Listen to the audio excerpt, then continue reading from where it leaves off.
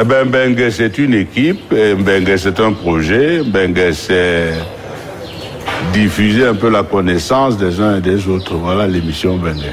Mbengue vous est présenté par les vedettes de Paris, bateau croisière. Bonjour à tous et bienvenue dans Mbengue. Nous sommes ici à l'ambassade du Cameroun en France, située rue de Teck dans le 16e arrondissement de Paris. Mon invité principal, c'est Marie-Noëlle Niba, cinéaste, qui est également à la charge de communication et des relations publiques ici à l'ambassade du Cameroun. Au cours de cette édition, nous allons vous présenter les images du séminaire qui a eu lieu récemment ici, un séminaire axé sur les porteurs de projets au Cameroun.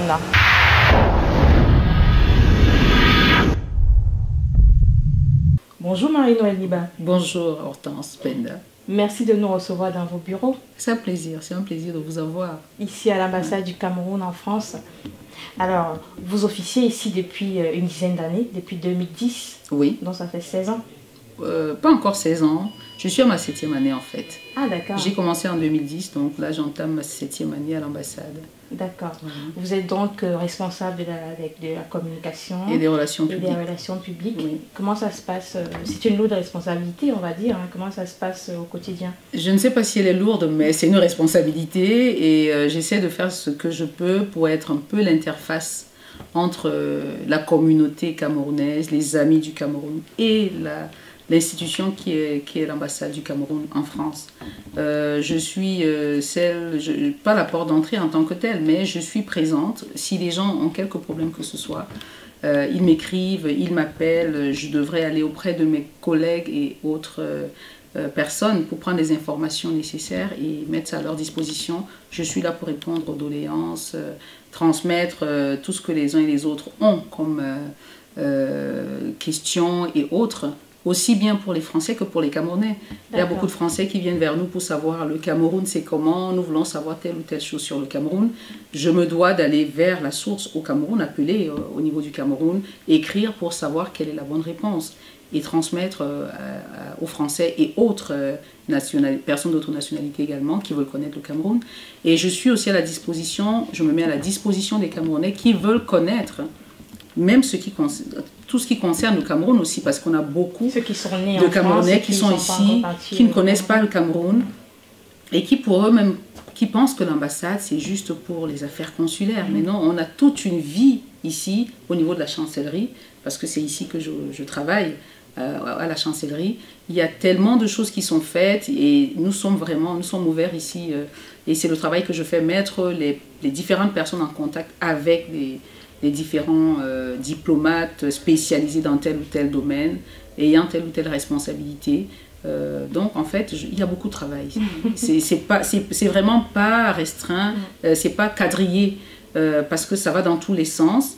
Mais effectivement, non, j'y trouve beaucoup de plaisir et voilà, c'est assez exaltant. Alors, vous avez débuté votre carrière professionnelle à la CRTV au Cameroun. Oui. Vous avez été présentatrice télé, réalisatrice du journal de 20 heures, formatrice. Oui. Je vous laisse raconter un peu plus sur cette période. Oui, il faut dire que je suis partie du Cameroun en 85 comme première boursière. On faisait partie des premiers boursiers camerounais qui avaient été envoyés pour être formés en production audiovisuelle pour la télévision qui devait commencer. Mes collègues, mes camarades de classe et moi, on a finalement fait 5-6 ans. Et quand on est revenu, il y avait déjà d'autres qui avaient été formés très rapidement pour commencer la télévision qui a démarré en 85. Et nous, on arrive en 90, 91, il y a déjà d'autres réalisateurs. On ne peut plus nous engager. Ça reste que je fais le pied de grue et 2 ans après, je suis recrutée comme réalisatrice. Et finalement, je commence à réaliser les journaux, je commence à créer des émissions, je conçois des émissions que je réalise. Je peux citer Migration, qui était une émission avec Cécile Epondo-Fouda, où elle était présentatrice et moi la réalisatrice. C'était une émission d'information internationale, sur l'information internationale. Je peux citer Les Arcanes du sport avec Watonsi à l'époque, qui est parti aux États-Unis maintenant. Et après, j'ai conçu une émission qu'on appelait Le Français tel quel. Oui, ça je la réalisais et je la présentais.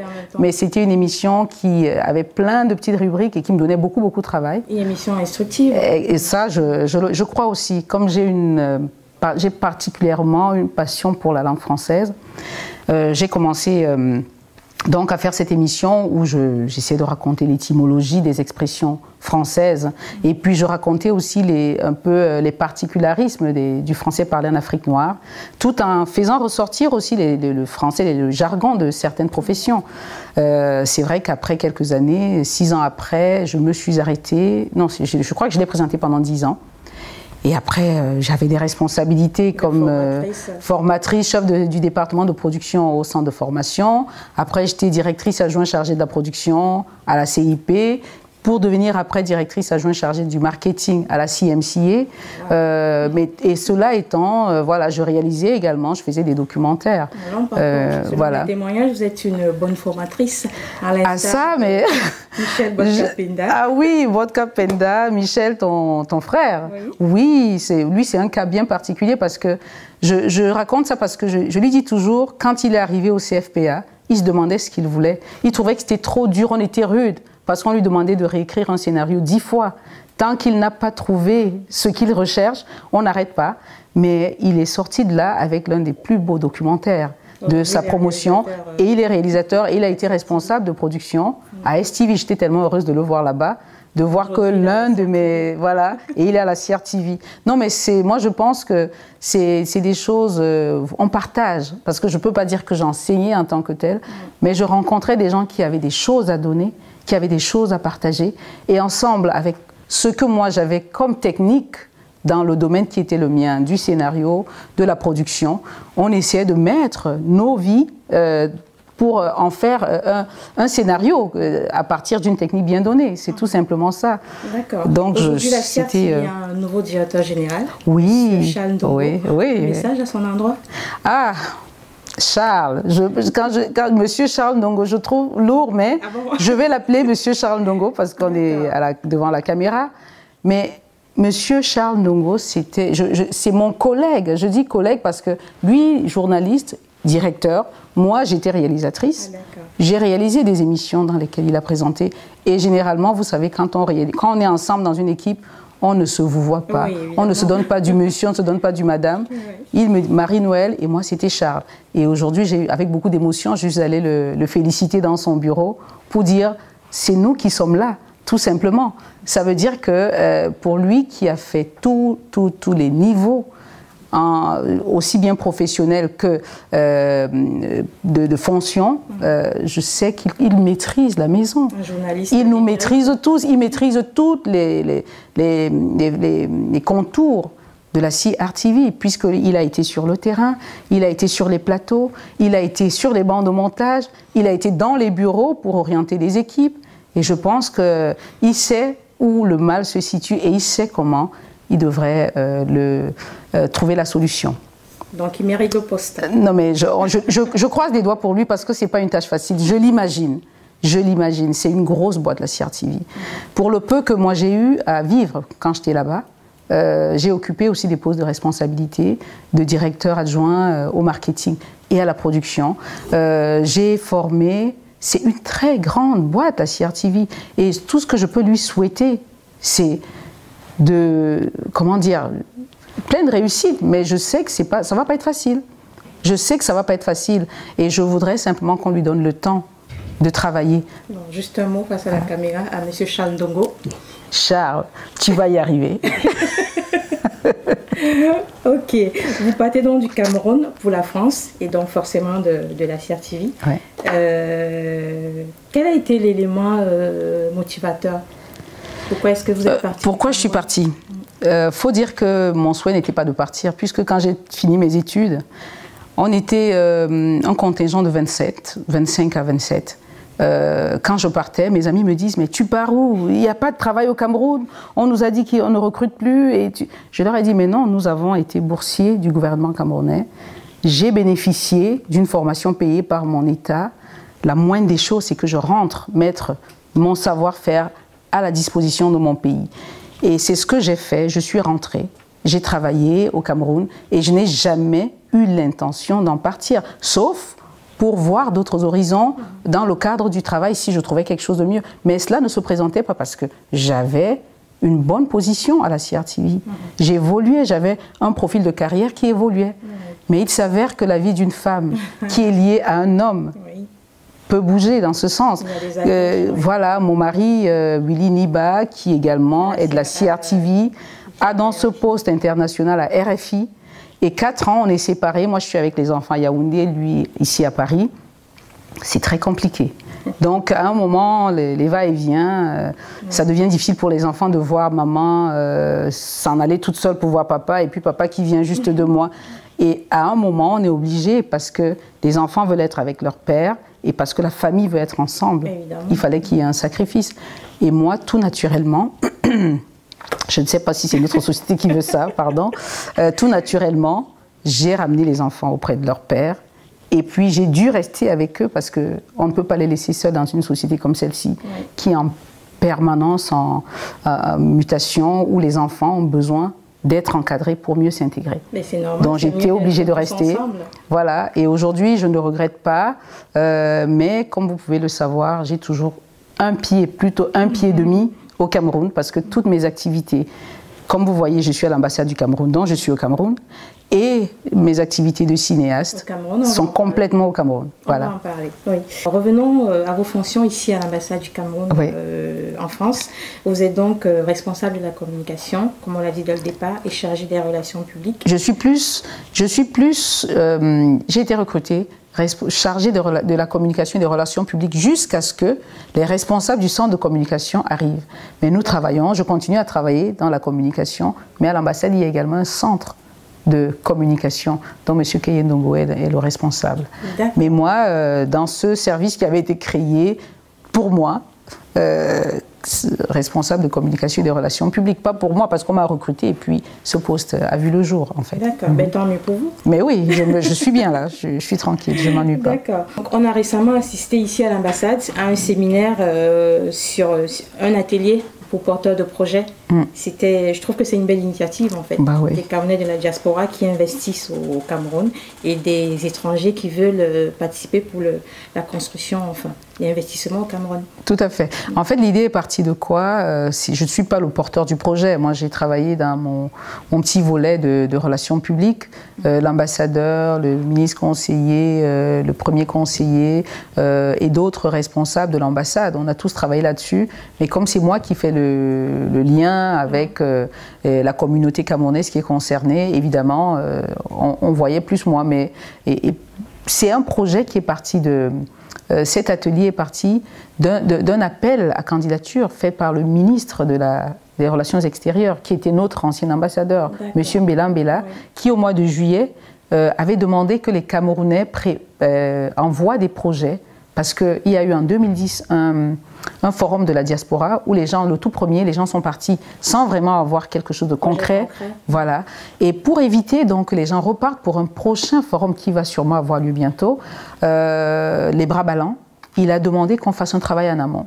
Et il a envoyé il a demandé à toutes les représentations diplomatiques de demander à leur diaspora, communauté camerounaise d'envoyer des projets pour qu'on sache exactement quel genre de projet existe. Et qu'on fasse donc ce travail de préparation, de savoir ce qui va être présenté pendant le forum. Mais nous, ici, on s'est rendu compte, quand on est allé donner les projets au ministère, qu'il y avait beaucoup de gens qui avaient des projets, mais ils ne savaient pas comment les présenter. Et donc l'idée est partie de là. Mes supérieurs ont pensé qu'il fallait donc qu'on fasse un séminaire et pour aider les gens à comprendre même ce que c'est que monter un projet et puis mettre aussi à leur disposition les éventuelles sources de financement. Très important. Voilà. Et finalement, vous avez vu... chemin faisant, on a trouvé qu'il y avait même d'autres choses qu'on ne savait pas. Il y a des gens qui se sont présentés à nous et qui nous ont dit il y a telle ou telle chose qu'on voudrait mettre au-dessus des uns et des autres. Et c'était l'occasion donc de voir cette belle panoplie de Camerounais qui ont des projets et qui nous présentent toutes ces beaux exposés. Voilà. Non, c'était très beau. Oui, c'est une très belle initiative. Ça cadre bien avec l'émission Bengué, parce que le but, c'est de présenter vraiment les Camerounais qui réussissent et qui investissent au Cameroun. Tout à fait. Ou même en Afrique. Voilà. On a des images de cette belle cérémonie qu'on va regarder tous ensemble.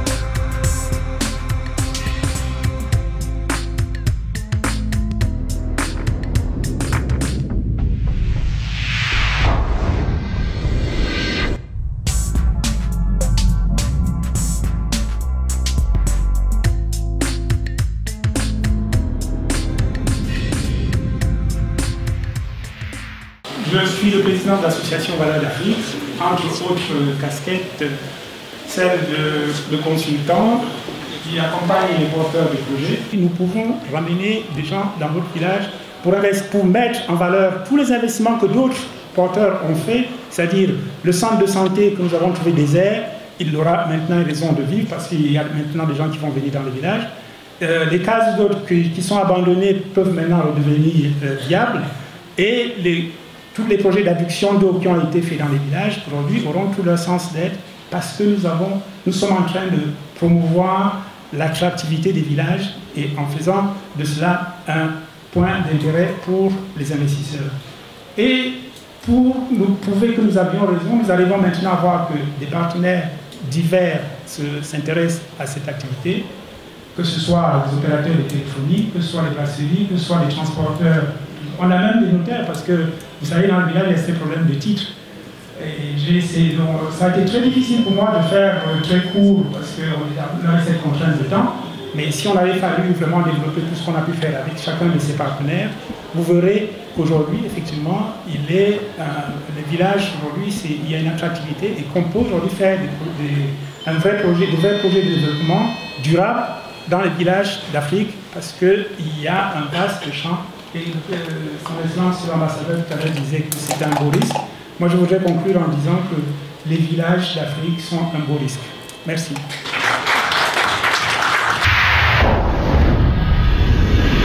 Il y a 9 ans, j'avais 3 principales compétences qui étaient l'aspect informatique, l'aspect développement relation d'entreprise et puis l'aspect ressources humaines. Et je me suis aperçu qu'il y avait beaucoup de choses à faire dans ces domaines-là. Donc le cabinet Recrutinov est un cabinet totalement indépendant qui siège à Paris. Et donc il y a 2 activités principales. L'activité principale, c'est tout ce qui est recrutement, coaching professionnel et tout ce qui est accompagnement au retour à l'emploi. Et le deuxième, c'est tout ce qui est développement d'outils pour rendre les entreprises beaucoup plus efficaces et à gagner de la visibilité sur Internet. Donc les 2 projets sont liés à ces 2 points-là. Donc le premier projet pour le Cameroun, c'est tout simplement parce que j'ai fait un certain nombre de constats. Le premier, c'est qu'on accompagne un certain nombre de personnes. Et parmi ces personnes qu'on accompagne pour retrouver un emploi, un certain nombre de personnes étaient attirées par l'Afrique et certaines par le Cameroun. Et c'était la première chose. La deuxième chose, c'est qu'un certain nombre d'employeurs camerounais, j'ai cru comprendre qu'ils avaient du mal à trouver des spécialistes, soit pour les recruter, soit éventuellement pour des missions ponctuelles. Pareil, j'ai eu l'opportunité de rencontrer un certain nombre de personnes de la diaspora camerounaise qui recherchaient des opportunités professionnelles au Cameroun et qui avaient envie de retourner au Cameroun. Et donc je me suis dit, mais c'est parfait, ça rentre tout à fait dans notre cœur de compétences. Ce qui serait intéressant, ça serait de trouver un partenaire au Cameroun qui serait bien implanté au sein des services des ressources humaines des employeurs camerounais pour pouvoir travailler en partenariat dans un intérêt commun et en partageant les fruits de ce projet-là. Donc voilà mon premier projet. Donc aujourd'hui, je cherche un partenaire bien implanté au sein des ressources humaines dans les organisations communautaires. La deuxième chose, c'est que pour que les entreprises camerounaises se développent, obtiennent les fonds nécessaires pour leur développement, etc., ce qui est important d'abord, c'est qu'elles soient visibles sur Internet, ce qui n'est pas encore complètement le cas.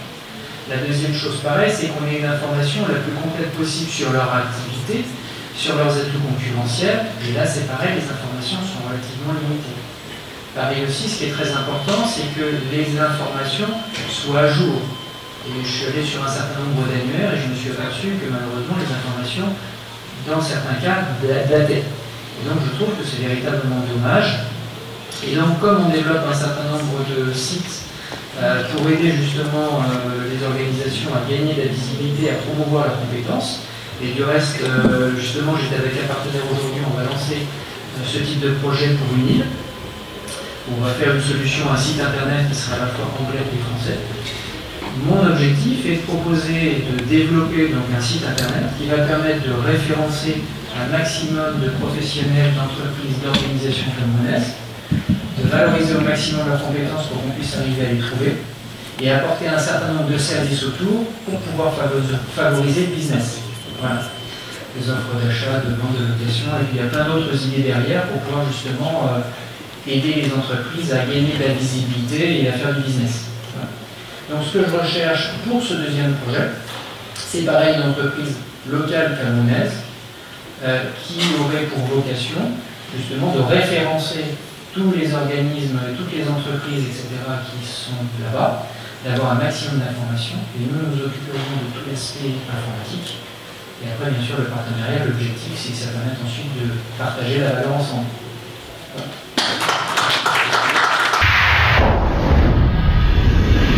Un certain nombre de principes ont été posés. Donc, nous allons passer maintenant à ce qu'on appelle la méthode américaine, la méthode Harvard, qui consiste justement à faire une étude de cas, à illustrer tous ces principes que le ministre conseiller, que dont Jean-Michel vient de parler, dans un cas concret, dans un projet qui a été présenté récemment à l'appel de projet justement lancé par le gouvernement via justement son ambassade. Très rapidement un historique. Et là, on va retrouver justement les éléments dont Jean-Michel parlait tout à l'heure. En janvier 2016, l'ambassade de France au Cameroun organise les deuxièmes assises de la coopération décentralisée France-Cameroun, à laquelle elle invite les 374 communes du Cameroun, puisqu'il s'agit de la coopération décentralisée. Un certain nombre d'élus politiques et professionnels camerounais assistent à ces rencontres. Et lors de ces rencontres, justement, on parle de plein de choses.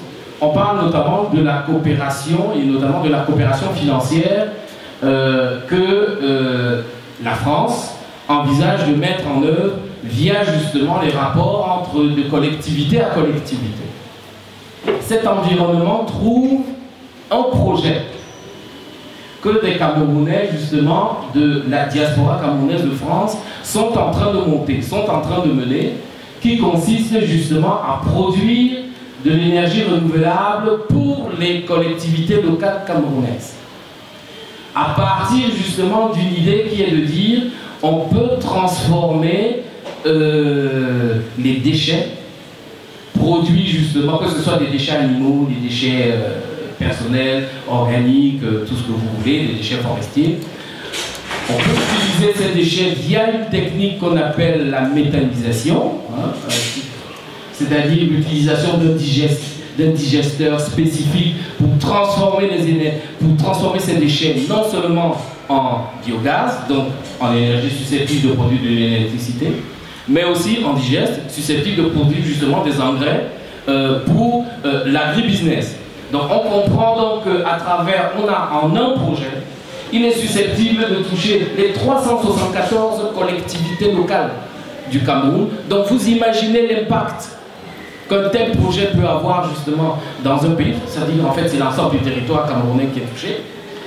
C'est un projet qui est soutenu par des élus de France, qui œuvrent dans leur collectivité locale et qui sont donc capables de faire le lobbying, la promotion de ce projet dans les mécanismes de financement prévus justement dans leur collectivité locale, avec pour récipiendaires des élus camerounais, des collectivités locales camerounaises. Donc on fait le pont entre la diaspora camerounaise et justement le Cameroun, via justement des entreprises qui sont des entreprises françaises qui peuvent apporter leur assistance technique, qui peuvent apporter leur financement. Donc on est là aussi dans la coopération justement économique et entrepreneuriale France-Cameroun, via des organismes comme l'AFD, qui a des lignes de financement justement prévues à cet effet, et le Cameroun justement qui a à travers son plan d'émergence la volonté d'adresser le sujet majeur qui est celui de la production d'énergie, avec justement les sujets périphériques qui sont l'environnement, qui sont la santé, qui sont l'assainissement et qui sont l'emploi. Donc voilà très rapidement ce que je voulais présenter à partir d'un cas concret, mais qui permet à la fois d'illustrer ce que mes prédécesseurs nous ont présenté tout à l'heure et d'ouvrir justement des perspectives qu'un projet est capable de décliner dans un pays justement et pour une communauté et pour une relation franco-camerounaise. Je vous remercie.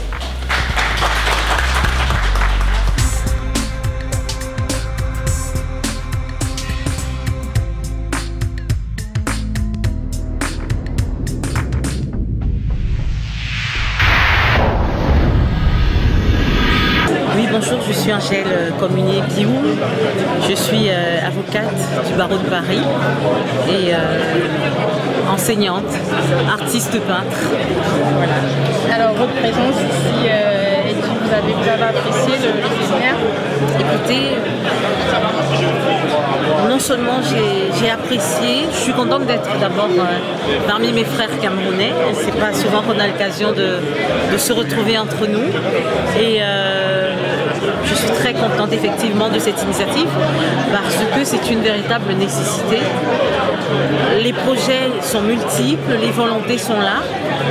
La diaspora a la tête pleine d'idées, de bonnes idées, d'excellentes idées, mais très souvent l'accompagnement fait défaut et on ne peut que réjouir de trouver des experts, des personnes expérimentées, des institutionnels et puis des responsables de l'ambassade qui ont pris conscience de cette nécessité et qui ont mis en place ce séminaire qui est d'une très grande utilité effectivement. Un message à tous ceux qui veulent investir au Cameroun, qui sont peut-être découragés par la corruption, par certains blocages, un message? Écoutez, moi je pense que quand on se met en tête de réaliser un projet, on intègre tout, aussi bien les forces que les faiblesses du projet. Si effectivement il y a des réalités locales qui sont un peu difficiles à gérer pour nous qui venons d'ici, qui sommes habitués à des choses plus ou moins carrées, je pense qu'il faut se retrousser les manches et puis aller. Après tout, le Cameroun c'est notre pays, on n'a qu'un pays et c'est un pays que nous aimons et c'est avec beaucoup de fierté que nous portons ces projets avec la ferme volonté d'aboutir à un résultat lumineux. Un message à tous les téléspectateurs de Mbengue. Ben écoutez, je ne peux que vous dire bonjour de Paris, je ne peux que vous dire qu'on vous aime très fort et les projets ne doivent pas venir seulement de la diaspora, ils doivent aussi venir de là-bas et je sais que vous êtes très intelligent, très brillant et il faut croire en l'avenir et voilà. Je ne peux qu'encourager tout le monde et nous sommes tous appelés à la même espérance. Bonjour Eugénie Djeki. Bonjour. Vous êtes une dame de médias. Vous êtes ici pour ce séminaire, qu'est-ce que vous en pensez? Écoutez, si je vous dis que je suis contente, je dis rien de spécial. Moi je suis là parce que je suis curieuse de savoir comment l'Afrique et notamment le Cameroun avance à grands pas. Je suis curieuse aussi de rencontrer les Africains, des Camerounais. Je suis curieuse aussi, ou encore parce que je me rends compte que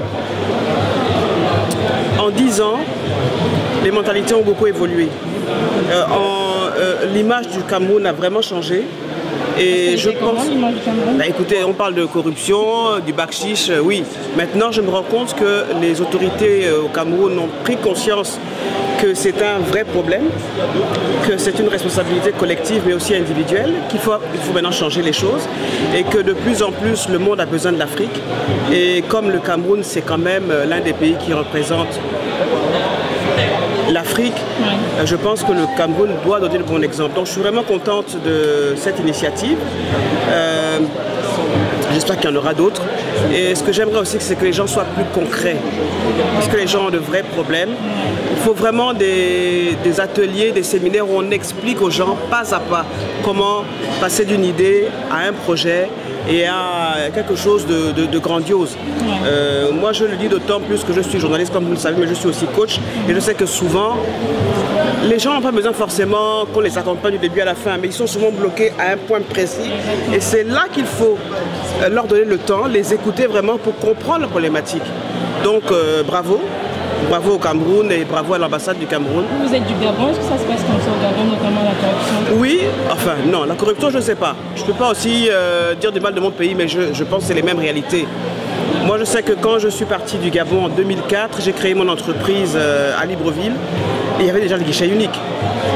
Donc le Gabon est très en avance par rapport à cela. Il y a un véritable climat des affaires qui se met en place et avec les émergences dans les différents pays africains, avec la diaspora qui est au fait de toutes les nouveautés, toutes les initiatives. C'est bien d'être finalement à l'extérieur parce que on vit avec ça, on a beaucoup de chance et c'est à nous justement après de déverser ce savoir en direction de nos compatriotes qui ont besoin de nous et nous aussi on a besoin d'eux. Donc vraiment je dis merci pour cette initiative, c'est formidable. Merci.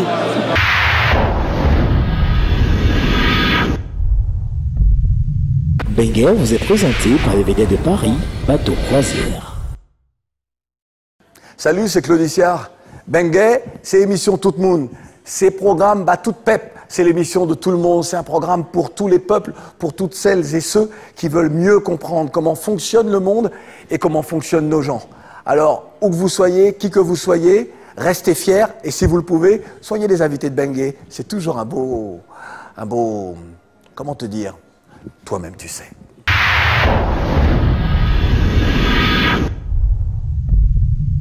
Alors, Marie-Noëlle Niba, outre vos fonctions ici à l'ambassade du Cameroun, vous êtes surtout cinéaste, productrice, réalisatrice, auteur de plusieurs films.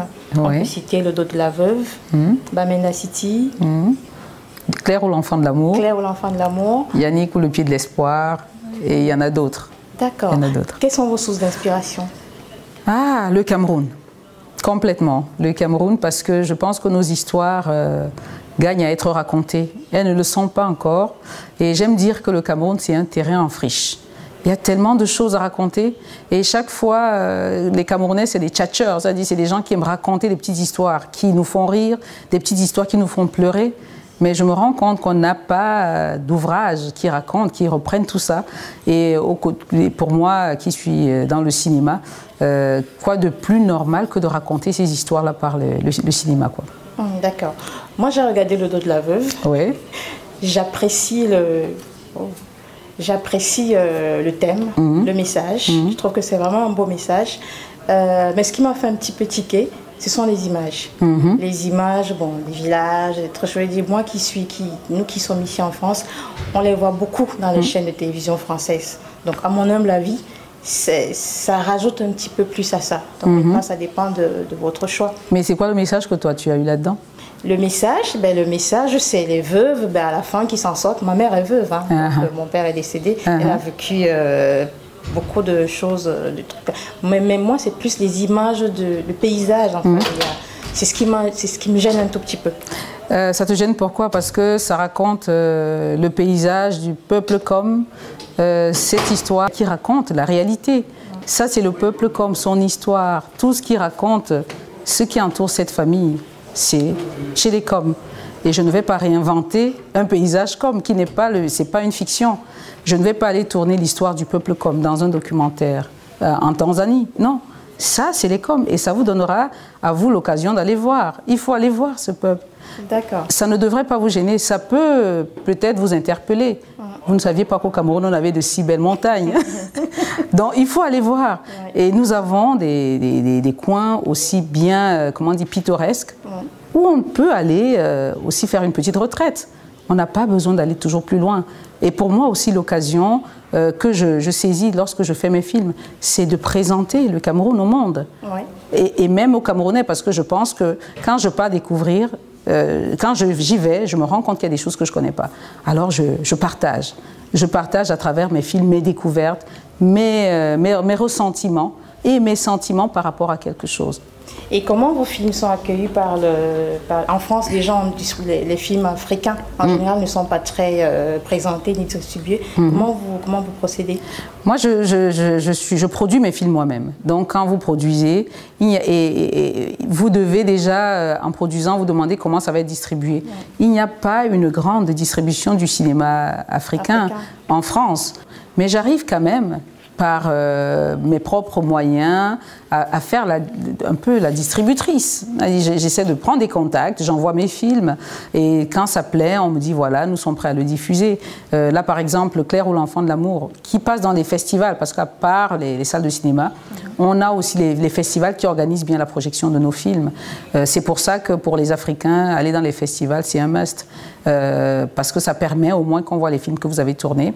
Et c'est dommage parce que même quand j'organise la sortie du film au Cameroun, je ne vais pas me plaindre de la France, je ne vais pas me plaindre des autres pays, parce que je mets tout ce que je peux pour aller faire sortir le film aussi bien au niveau de la communication, au niveau de la logistique, pour que le film soit vu par les Camerounais. Mais je me rends compte que les gens prennent toujours la raison de dire il n'y a pas de salle. Mais je leur dis, mais ce film va être projeté dans une salle. Venez, remplissez-la. Et quand elle va être remplie, je suis sûre qu'il y a beaucoup de gens, beaucoup d'opérateurs économiques qui vont voir qu'il y a de l'argent à faire dans les salles de cinéma et ils vont relancer les salles. Ils vont nous en créer de nouvelles. Mais il y a encore ce blocage-là. Les gens ont du mal à aller au cinéma. Mais ce que je peux dire, c'est qu'on ne peut pas... Il y avait le Vouri et tout ça. Ça, c'était avant. Moi, c'était un culte d'aller au cinéma tous les samedis. J'imagine que ceux de mon âge, avant la fermeture des dernières salles, c'était une sortie obligée le week-end. Et pendant les anniversaires, quand on va aller jouer avec s'amuser avec ses amis, on va au cinéma, après on va en boîte, ou alors on va au chantier, on va manger quelque chose avant de rentrer chez soi. Mais aujourd'hui, je pense qu'il y a d'abord ce pas, cette éducation même d'aller au cinéma. Il faut que les gens se disent, je peux bien sacrifier 1000 francs au lieu d'aller prendre une bière, au lieu d'aller m'asseoir et manger pour pleurer après que je prends du poids. Il y a aussi un problème de salle. C'est vrai que récemment, on a appris qu'au Cameroun, il y a une salle. Bon, non, ça, c'est un autre problème. Je suis d'accord. Il faut une nouvelle salle. Non, mais on dit ça depuis combien d'années? On dit ça depuis combien d'années? Ça fait 20 ans qu'on vous dit qu'il n'y a plus de salle. Mais on ne va pas s'arrêter, on ne va pas rester là-dessus. Mais depuis 20 ans, les Camerounais produisent des films. Mais où est-ce qu'on les regarde? Dans des salles. Que les gens montrent même déjà l'engouement d'aller regarder les films que nous produisons. Si je décide de projeter mon film à l'Institut français, à l'Institut Goethe, à Citabella, parce qu'il y a une salle qui s'appelle Citabella au Cameroun, qui a été, même si il n'y a pas, on ne la présente pas trop, ça aussi je le déplore, qu'on n'en fait pas une grande publicité. Si quelqu'un vous dit j'ai fait un film, il va être projeté, chacun doit faire son travail. Chacun doit faire son travail. Moi je suis productrice, je fais des films, et quand je dis que je projette, ce que je souhaite c'est que le public prenne sa responsabilité d'aller voir ce film. Ça ne sert à rien de t'asseoir chez toi et de dire il n'y a pas de salle. Mais mon film va être projeté dans une salle. Ta responsabilité de public, c'est d'aller voir ce film. Sinon, pourquoi est-ce qu'on produit? Et vous voulez que les Français aient envie de regarder nos films, alors que les Camerounais n'y vont pas? Une autre réalisatrice camerounaise dont le travail est apprécié comme le vôtre, c'est Joséphine Dagneau. Oui, Joséphine Dagneau. C'est une amie. Joséphine Dagneau. Dagneau, oui. D'accord. Vous avez déjà travaillé ensemble? Oui, on a travaillé à la CRTV ensemble. Elle était réalisatrice quand je l'étais aussi, et parfois on faisait des émissions ensemble. Elle a fait Paris à tout prix, long métrage, et elle a été l'une des actrices très en vue parce qu'elle a tourné dans les tout premiers téléfilms qui ont été faits à la CRTV avec comment on l'appelle, la fille du... on l'appelait comment? Ntazibi dans L'Étoile du Noudi. Et puis déjà fait Ginette. Oui, Joséphine Dagneau, c'était les premières du cinéma parce que au moment où on faisait les téléfilms, on avait déjà fermé toutes les salles. Donc tout le monde, tous les Camerounais se voyaient à l'écran à travers ces films-là. Voilà. Est-ce qu'il y a d'autres réalisatrices que vous appréciez sur le plan au Cameroun, Cameroun, Afrique Oui, il y en a pas mal. Il y en a pas mal. Au Cameroun, je peux déjà citer ma camarade et amie et sœur Yolande Ekoumou, aussi qui a fait son tout premier film dans les années 90, L'Héritage, qui aujourd'hui, il faut le regarder, c'est une très belle histoire avec Blanche Bilongo, qui aussi a joué dans... Et elle a réalisé les premiers Ntafil, les téléfilms de la CRTV. Ntafil, comment ça s'appelle encore? Le Revenant, c'était une série. Aujourd'hui, on dit série parce qu'il faut bien définir les choses. Mais pour nous, c'était du cinéma, à la télévision, quoi. Donc, il y a Yolande Ekoumou, Samba, qui est cinéaste, elle fait beaucoup de films aussi. Je peux citer, au niveau des jeunes, il y a beaucoup de jeunes, je pense à Françoise Elon, avec son Waka, qui est en train de faire le tour. Puis, il y a une jeune aussi ici, Patricia Kwende, que je retrouve dans les festivals, qui a fait quelques courts-métrages aussi. Et la jeune Christa Eka, qui a gagné beaucoup de prix avec son court-métrage. Il y a beaucoup de jeunes cinéastes camerounaises, des Camerounaises comme des Camerounais, qui font de belles choses. En Afrique, Fanta Nakro, j'ai vu son dernier film au festival à Tazama au Congo. J'étais sciée, elle est formidable. J'en connais d'autres. J'en connais d'autres. Bon, maintenant que vous me le dites, j'ai pas fait une liste, mais il y en a pas mal. Il y en a pas mal. Il y a beaucoup. Des projets à court terme avec vos films, vos documentaires. Oui. Là, oui, Claire ou l'enfant de l'amour va faire sa sortie française là, le 25 novembre. Le 25 novembre, il va être projeté dans la ville de Saint-Thibault-des-Vignes, dans le 77, au centre culturel Marc Brinon, vendredi 25 à 20h30. 25 novembre. 25 novembre à 20h30. Ce qui est un must. Moi, je suis contente parce que distribuer ces films en Ile-de-France, c'est pas évident. Il est sorti, il a été vu au Maroc, il a été vu au Cameroun, à Ouagadougou. Maintenant, en France, il va continuer son petit bonhomme de chemin. Le dos de la veuve continue le sien, voilà. Et je suis actuellement en train de produire un jeune réalisateur, William Landry, à Déchet, Camerounais, un jeune Camerounais qui a écrit sa série de 50 épisodes un shotcom qui s'appelle Jane and Mary.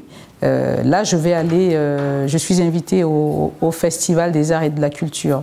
Je vais y aller pour animer un stand et faire quelques conférences. Et je vais en profiter pour présenter les acteurs principaux de cette série qui va bientôt voir le jour. Voilà. Okay. Donc, on aura un petit teaser de cette série. Au moins, on voit quels sont les personnages qui vont faire cette série. Oui, c'est bien d'aider, de continuer à former les autres comme ça. Il faut. Je crois qu'on a besoin de ça. On a besoin de tirer les autres. On a besoin que les autres nous tirent. On a besoin de se tenir la main pour qu'ensemble nous triomphons. Et aussi, je suis en train de préparer une série. Je n'appelle pas ça une série. On va dire un feuilleton en 7 épisodes sur une histoire postcoloniale entre le Cameroun et la France, qui est adapté du roman de François Oloabiloa, Pana, mon amour. C'est comme ça que ça va s'appeler pour le moment. Donc on voudrait en faire une grosse série comédie musicale à la camerounaise, pourquoi pas. Donc voilà, il y en a toujours. Mais c'est qu'il faut que les projets voient le jour. Donc il faut les travailler au quotidien. Pendant que je fais une chose, j'essaie d'avancer avec l'autre. Ok. Voilà. Une femme dynamique. Je sais pas. Je fais ce que je peux. Alors, un conseil justement aux jeunes, là, vous formez ce jeune réalisateur, un conseil à d'autres jeunes qui aimeraient exercer le métier de réalisation? Voilà, j'ai toujours dit aux jeunes que j'ai eu autour de moi d'avoir l'humilité d'aller vers les anciens. On n'a peut-être pas le sang qui bouillonne comme le leur. On n'est peut-être pas arrimé comme eux aujourd'hui sur la haute technologie, mais les anciens réalisateurs ont toujours le savoir-faire que l'expérience leur a apporté. Et c'est toujours bien de faire lire même leurs projets. Au tout dernier Écran noir, pour ne pas le citer, les écrans noirs, il y a eu la compétition camerounaise qui n'a pas été validée. Compétition des films camerounais parce que la commission a dit que effectivement les films camerounais n'étaient pas bien écrits. C'était une belle gifle, mais pour moi c'était comme s'il fallait taper du poing sur la table. Et secouer un peu les gens parce que il ne suffit pas de prendre sa caméra, faire de belles images et puis faire tous les effets qu'il faut, mais il faut une belle histoire et bien écrite. Il y a l'histoire, il y a le scénario qui est la technique d'écriture, de présentation de cette histoire, le récit de cette histoire. Il y a une manière de le faire. Et je pense qu'il faudrait tout simplement que ceux qui ont déjà la passion, ce qui est un plus, tu as déjà la passion de ce métier, il faut faire la formation nécessaire, prendre tout simplement le temps de faire la formation, de faire lire les projets, parce que un bon réalisateur fait lire son scénario, enfin un bon scénariste, ou alors un réalisateur qui veut tourner son histoire. Il a fait lire par au moins 10 personnes qui ont pour recueillir, pour avoir des avis. Oui. Parce que parfois, vous n'avez pas le recul nécessaire pour savoir si vous avez bien écrit. Mais j'ai comme l'impression que beaucoup de gens prennent plaisir à garder leurs histoires, leurs scénarios par devers eux, parce qu'ils disent « on va me le piquer ». Mais non, on ne pique pas les scénarios comme ça. Qu'est-ce que quelqu'un va faire de ton histoire? Tu l'as sorti de tes tripes, mais qu'est-ce qu'il va en faire? Il n'y aura pas le même ressenti. Il faudrait que la personne soit imprégnée de l'esprit avec lequel tu as écrit l'histoire, tu as écrit ce scénario. Et donc, je pense simplement qu'il faut avoir l'humilité et prendre le risque de faire lire à des personnes en qui on a confiance, même auprès de vos familles. Donner aux membres de la famille, parce que c'est aussi une manière de les mettre dans le métier qui est le vôtre. N'hésitez pas à donner... les avis de plusieurs personnes différentes. Voilà, ce sont les potentiels spectateurs. Ce sont vos éventuels spectateurs. Quand ils vont lire votre histoire, ils vous diront « elle me plaît pas. Pourquoi tu ne fais pas ci? Pourquoi tu ne fais pas ça ?» Et ça vous permet de mieux réécrire votre histoire. Donc vraiment prendre le temps de travailler de cette manière-là. Je sais qu'il y a une grosse dynamique actuellement pour le cinéma au Cameroun. Il y a une très grosse dynamique, mais il faudrait que tout ça soit bien orienté, bien cadré, bien encadré, et que ceux qui sont là-dedans sachent qu'ils ne peuvent pas faire comme si ça ne commençait qu'aujourd'hui. Je pense que le message est passé à travers Bengue. On va conclure en beauté avec un message en langue maternelle de votre part. Ah, langue maternelle. Oui. Ouais, moi je suis de Akoum. Santa à Bamenda, dans le nord-ouest. Okay. Un message pour dire quoi? Voilà, d'où Bamenda City. Voilà. Un message pour dire quoi? Pour m'adresser.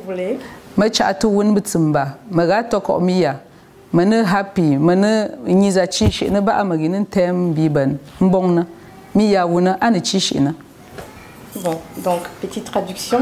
J'ai tout simplement dit que je remercie tout le monde. Je remercie ceux qui m'ont écouté et je remercie aussi ceux qui m'ont donné l'occasion de parler. Et je vous souhaite de rester bénis.